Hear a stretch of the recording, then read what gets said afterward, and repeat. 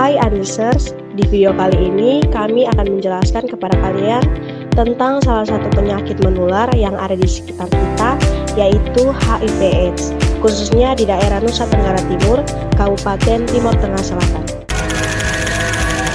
Pemirsa, hingga Desember 2025, 549 warga Kabupaten Timur Tengah Selatan tercatat positif HIV/AIDS. Pemda TTS pun, pemirsa, penyebaran kasus HIV/AIDS di Kabupaten Timur Tengah Selatan digambarkan sebagai fenomena gunung es yang berkembang pesat.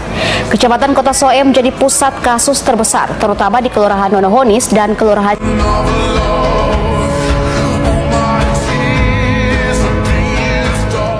Kira-kira apa yang kalian ketahui tentang HIV/AIDS? HIV atau Human Immunodeficiency Virus adalah virus yang menyerang sistem kekebalan tubuh manusia sehingga tubuh menjadi lebih rentan terhadap infeksi dan penyakit. Sedangkan Acquired Human Deficiency Syndrome adalah tahap akhir dari infeksi HIV di mana sistem kekebalan tubuh telah rusak parah sehingga tubuh tidak dapat melawan infeksi dan penyakit. AIDS dapat menyebar berbagai gejala dan komplikasi seperti infeksi, kanker, dan kerusakan organ. Kasus HIV/AIDS di Kabupaten Timur Tengah Selatan menunjukkan tren peningkatan yang signifikan. Hingga September 2025, tercatat ratusan kasus positif HIV dengan sebaran tertinggi di Kecamatan Kota Soe, Molo Utara, Molo Selatan, dan Amnuban Barat. Kasus ini merata di berbagai kalangan, termasuk usia produktif, remaja, ASN, dan ibu hamil, dengan temuan baru yang terus dilaporkan setiap tahun. Berdasarkan data hingga September 2025, terdeteksi 50 kasus baru HIV dengan 2 orang meninggal dunia, yaitu ibu hamil. Total akumulasi kasus dari tahun ke tahun sebelumnya mencapai ratusan juta. Gejala HIV bisa berbeda-beda pada setiap orang, tapi beberapa gejala umum termasuk demam, lelah, berat badan turun, keringat malam, dan pembengkakan kelenjar getah bening. Tahap awal infeksi HIV seringkali tidak menunjukkan gejala apapun. Untuk penyebaran dari virus HIV sendiri itu melalui kontak cairan tubuh. Kontak cairan tubuh yang dimaksud ini apa saja? Itu ada cairan mani atau sperma, cairan vagina, kemudian juga ada darah dan sebagainya. Tapi kalau untuk melalui air liur ataupun berpegangan tangan itu tidak akan menularkan HIV. Jadi biasanya penularan HIV nanti akan ditularkan dari berhubungan seksual dan sebagainya.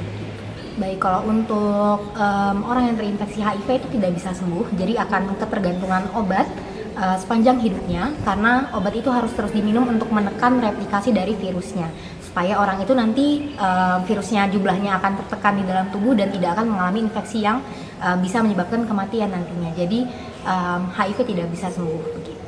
Jadi HIV memang awalnya ini akan tidak mengalami gejala sama sekali, itu di mana fase virusnya itu mengalami replikasi.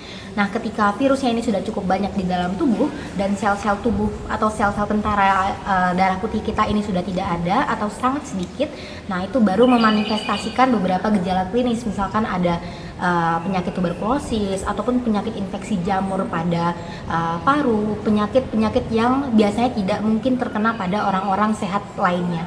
Tapi pada pasien-pasien HIV ini sangat rentan, misalkan juga infeksi parasit sampai ke otak dan sebagainya yang akan memicu kematian nantinya apabila tidak ditangani dengan lebih lanjut dengan meminum obat untuk virus HIV-nya tadi.